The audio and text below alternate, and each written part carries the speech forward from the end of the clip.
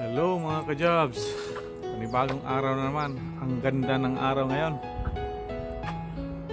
lakas ng sikat ng araw, napagandang magtrabaho sa labas ngayon.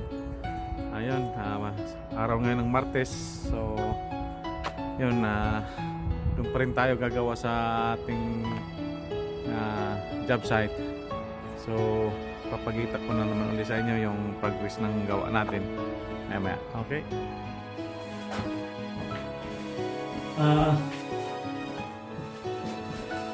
Hello mga ka-jobs, welcome back to my channel. Tapos na natin lahat ng yung walling, so papunta tayo ngayon sa pagpo-flooring. First thing na gagawin natin is yung itong door frame. So kailangan natin siyang bawasan kasi para maipasok yung tiles dito para malinis tingnan. Yun ang gagawin natin ngayon dito sa sa door frame. Magka-cutting tayo. Tapos mamaya mag-layout tayo dito ng cross section para titingnan natin kung saan yung middle tile na i-place natin. Kasi doon tayo magsisimula yung pinaka-middle papunta roon sa kanan o kaliwa, tapos vertical and horizontal portion. So yun ang gagawin natin. Ito muna ang gagawin natin.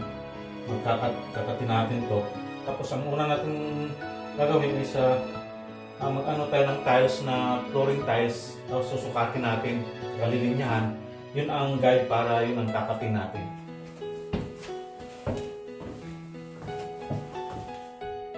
Ayun, ganito yung pagsusukat.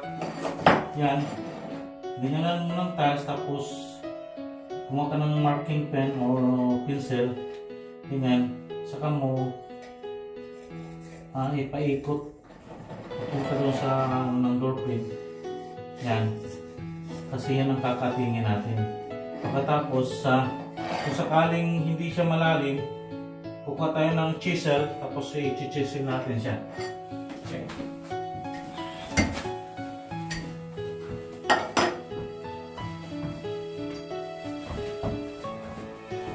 Ito yung oscillating tools. Ito yung ginagamit ko pang cutting ng ng door frame. Ito siya.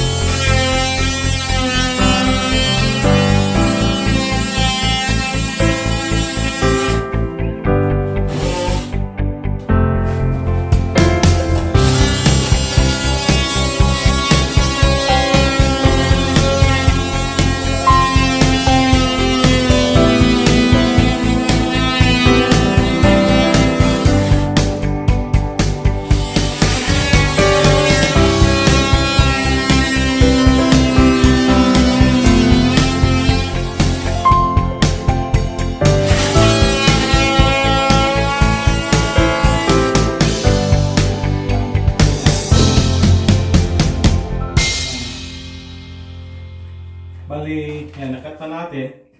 Tapos yung the rest, kukuha tayo ng yung pipe or chisel. Tapos i-chisel natin siya.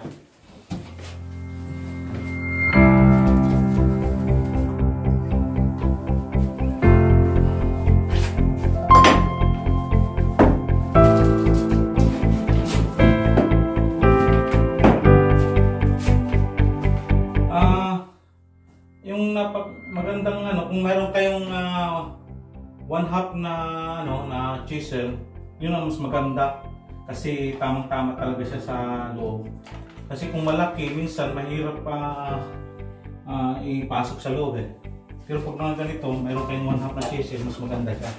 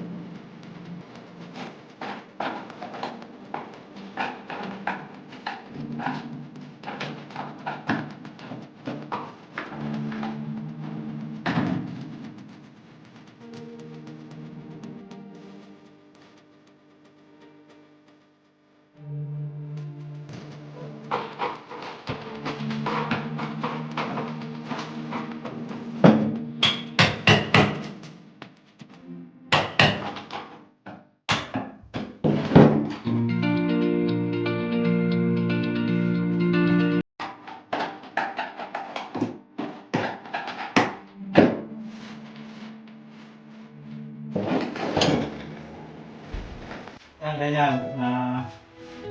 Nakat na natin siya. Yan, so isukat nyo yan. Yan. Kasi yan.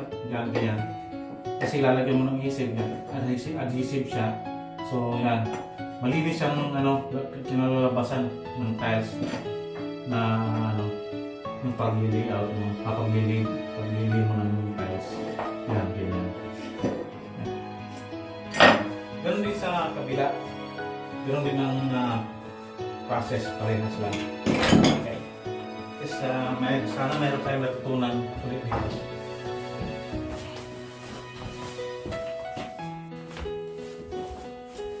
Okay, ngayon papakita ko naman sa inyo yung pag-layout ko ng flooring.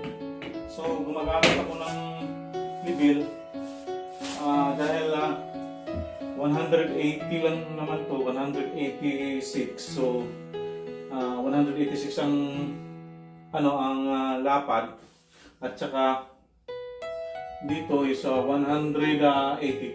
So halos square lang siya, 90 by 90. So ito na lang ang kinuhaanan ko ngayon ng base kasi 90 by 90 itong shower tray. At saka center naman siya, dito naman ang center kasi 90 by 90. Dito na lang kumuha ng base bali pinaka-center point niya kasi straight naman tong yung shower tray. So ito yung kukunan ko ng base. So dito ako magkukuha ng center line, ganyan. Papunta roon sa dulo. Yan.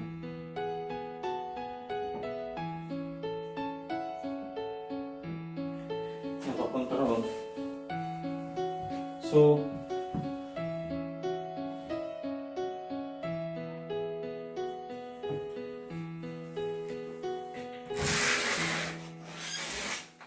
yan. Pwede rin kung mayroong mayroon tayong laser level, okay rin yung laser level. Yan. Ganyan.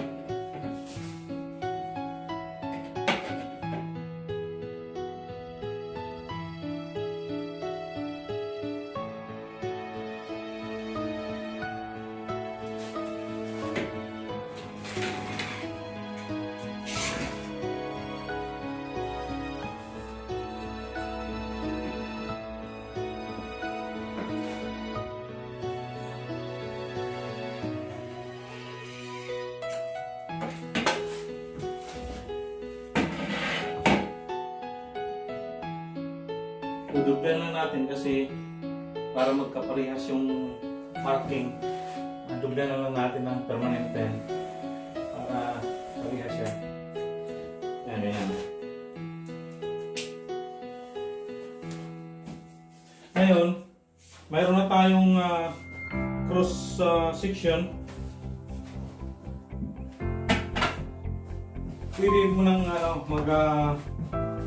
dry fit ka ng tiles. Yan, ganyan. So, kung dito ka magsisimula, ganyan. I-dry fit mo siya. Ganyan. Kasi ito pa rin tiles ang gagamitin eh. Yan. So, dry fit ka na ganito. Subukan mo siyang idikit dyan yung tiles. Ganyan. Yan.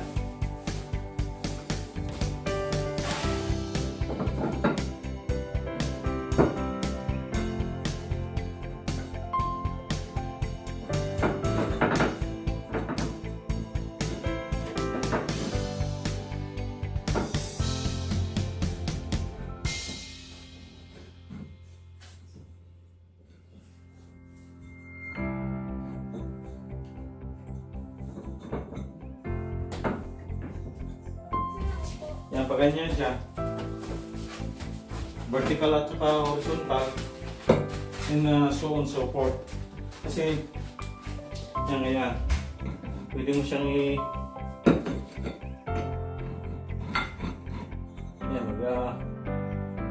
ano mo. Bali, ito yung pinaka-guide mo. Ito ka magsisimula. Hanggang pa punta kung saan mo gustong saan mo gusto mag-run yung ano mo, yung layout mo. Yan, ganyan. So, itong tiles na to, dalawang klase ang design ito. Isa yung ganito at saka isang star.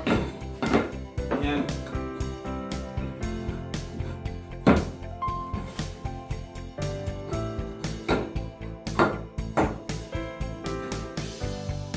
Yan, ganyan.